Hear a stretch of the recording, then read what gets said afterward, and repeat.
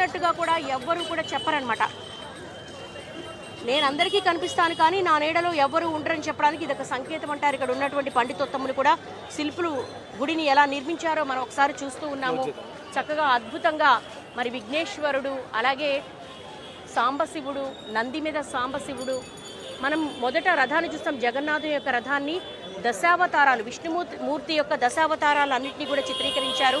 అలాగే సుభద్రాదేవి రథాన్ని చూస్తాం, ఇప్పుడు బలభద్రుడి యొక్క రథాన్ని కూడా చూస్తున్నాము. ఈ రథాలన్నీ కూడా కేవలం భక్తుల చేతుల మీద, లక్షలాది మంది భక్తులు తాళ్లతో మరి స్వామివారిని ఊరేగింపుగా గుండీచా ఆలయానికి తీసుకువెళ్తారు. అంతా కూడా స్వామి చేతులు, భక్తుల చేతుల్లోనే స్వామి ఉంటాడనమాట. అంటే నేను మీ వాడిని అని చెప్పడము ఇందులో ఉన్నటువంటి ఆంతర్యం. భక్తుడి వద్దకే భగవంతుడు తరలి వచ్చి రోడ్డు మీద మరి ఊరేగింపుగా వెళ్తూ స్వామికి అందరికీ కూడా దర్శనం కల్పిస్తూ ఉంటారు. మాటల్లో చెప్పలేమన్నమాట. పూరీ దేవుడి గురించి, ఆయన దర్శన భాగ్యం గురించి మాటల్లో చెప్పలేము. అంత గొప్ప దేవుడు. అనేక అద్భుతాలకు, దివ్య భవ్య రహస్యాలకు నెలవుగా చెప్తూ ఉంటారు. ప్రతిదీ పూరిలోకి అడుగుపెట్టిన దగ్గర నుంచి కూడా ఇక్కడ అందరూ సమానంగా కనిపిస్తూ ఉంటారు. మనం చూస్తాము ఆనంద్ మార్కెట్ అనేది ఒకటి ఉంటుంది. అక్కడ ప్రతి ప్రసాదము కూడా ప్రతి వాళ్ళు తీసుకుంటూ ఉంటారు. అక్కడ ఎవరికి కూడా విఐపి లైన్లు ఉండవు. అందరూ వచ్చి ఆ ప్రసాదాన్ని స్వీకరిస్తూ ఉంటారు.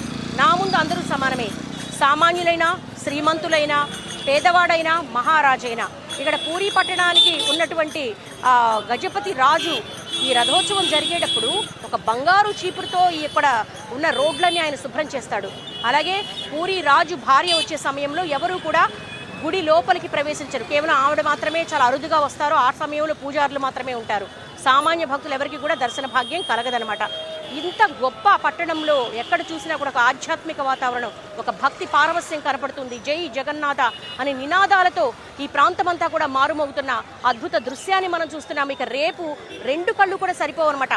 దాదాపు 15 లక్షల మంది జనం ఒక్కసారైనా స్వామివారి రథాన్ని యాత్ర ద్వారా చూడాలి. ఆ రథయాత్రలో స్వామి బలభద్రుడు, సుభద్రాదేవి, జగన్నాథుని యొక్క దర్శన భాగ్యం కలగాలని ఎన్నో ఏళ్లుగా తప్పిస్తూ ఉంటారు. జీవితంలో ఒక్కసారైనా ఈ రథయాత్రను కనులారా వీక్షించాలని అనుకుంటారు.